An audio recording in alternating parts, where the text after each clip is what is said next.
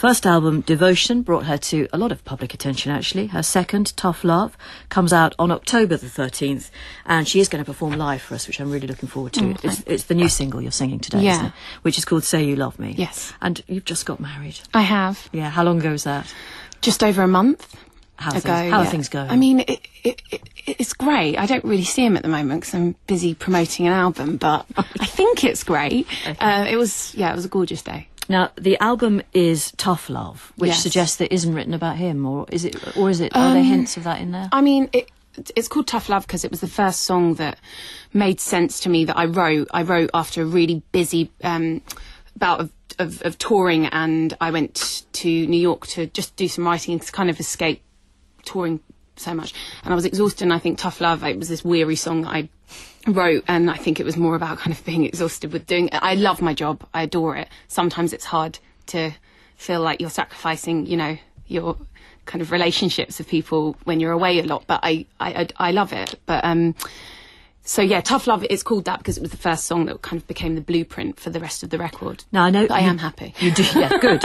You do write a lot of autobiographical stuff, but there's also just loads of stuff from the realms of complete fantasy. Yeah, I mean, I think that if I was going to do a totally autobiographical album, it would be rather dull, because what I'm doing is seeing a lot of venues and sound checking and then performing, which is fabulous, and then going back to my house to have dinner or cups of tea and watch Downton Abbey. So I think it wouldn't be the most exciting of albums. But so, you know, some of it's fantasy, some of it's me being a voyeur on other people's relationships. How do you get inspiration? Are you eavesdropping, or what are you doing? I'm nosy, and I am interested in other people's relationships, and I want to hear. And yeah, I mean, I'm not like eavesdropping when people are having kind of a dinner date.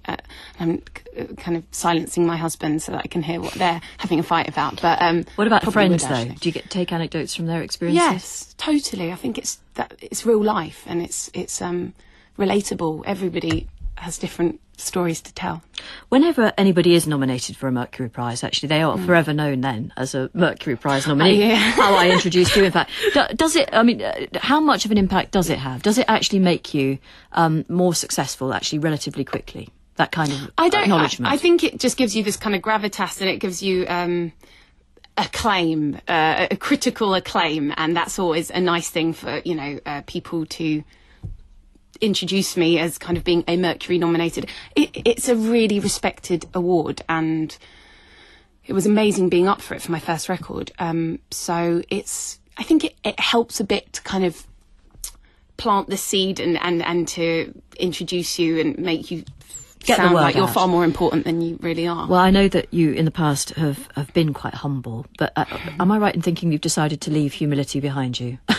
Oh yeah, I'm brash. I'm so I'm still self-deprecating to the point where it annoys a lot of people, especially Americans. They kind of because they don't get it. They're so optimistic, which is great, but yeah. They probably just keep recommending therapists to you. Well, I'm kind of being I'm self-deprecating, but it's kind of, you know, to kind of take the mick out of myself a bit.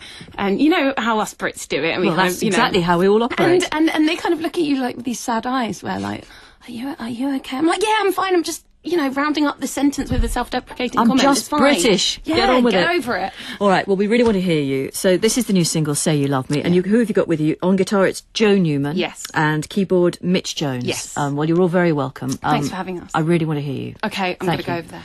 Okay, here she is. And lots of love, inevitably, for Jessie on Twitter. You can keep your comments coming. And if you've got something to add after you've heard her perform, then please do get in touch at BBC Woman's Hour.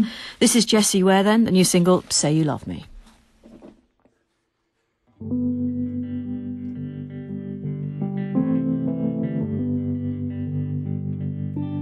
Say you love me to my face. I'm needing more than your embrace.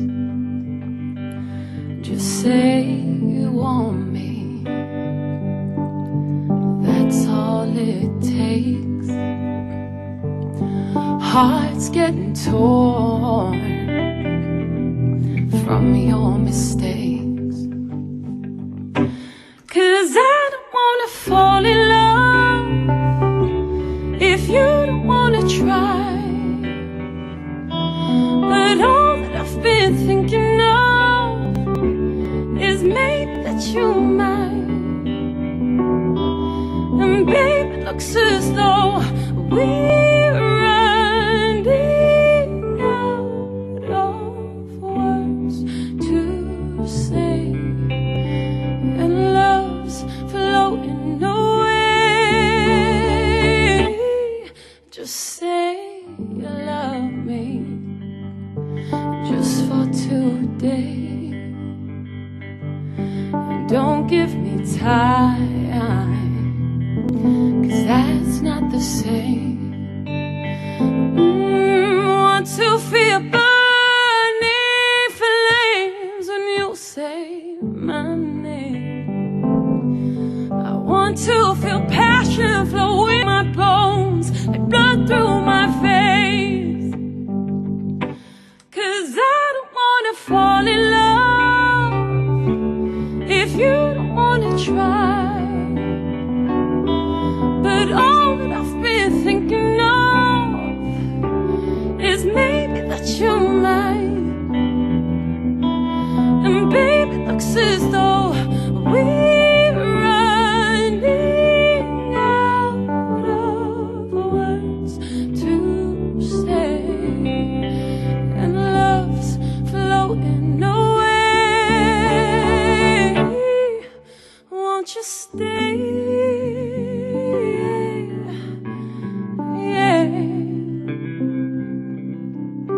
Won't you stay?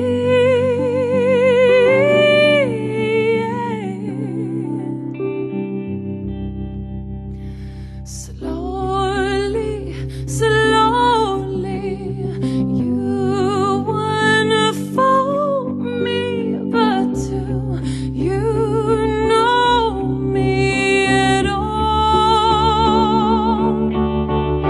'Cause someone told me love controls everything, but only if you know. 'Cause I don't wanna fall in love if you don't wanna try. But all that I've been thinking of is baby that you might. And baby, it looks as though we're running out of words to say, and love's floating away. Won't you stay?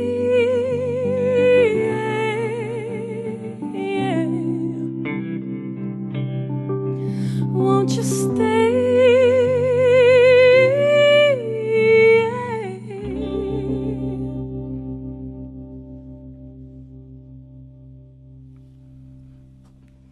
Jessie, thank you.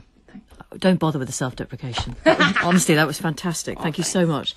So You Love Me was that track. It's the new single from Jessie Ware. And we also had Joe Newman on guitar, Mitch Jones on keyboard there. That was really enjoyable. Thank you all very much. Have a lovely day today. And thanks to everybody who's been in touch on Twitter as well. Don't forget, if you can't hear Woman's Hour live, 10 a.m. Monday.